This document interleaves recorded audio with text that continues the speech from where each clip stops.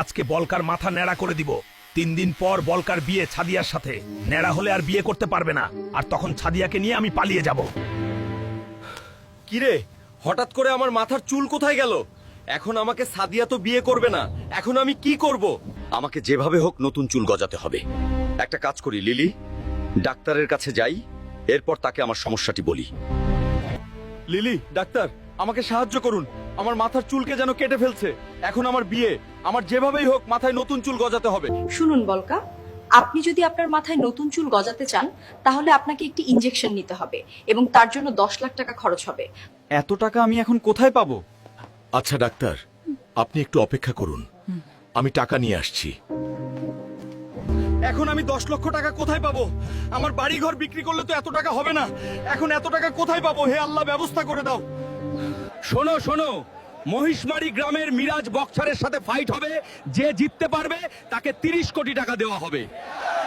এই তো সুযোগ, যেভাবেই হোক আমার ওই ফাইটটি করতে হবে এবং এই মেরাজুল বক্সারকে ব্যান্ড বাজাতে হবে।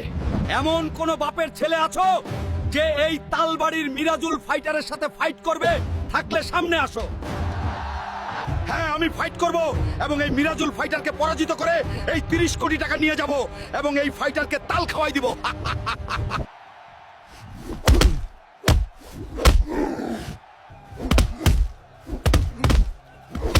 অবিশ্বাস্য লড়াই, পাল্টা আক্রমণে কাবু প্রতিপক্ষ মাটিতে ফেলে দিল।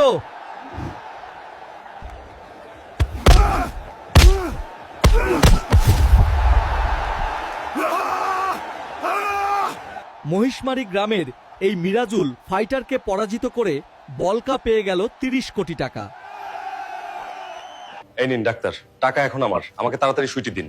আচ্ছা, তুমি কিছুক্ষণ ওয়েট করো, আমি সুইটি নিয়ে আসতেছি।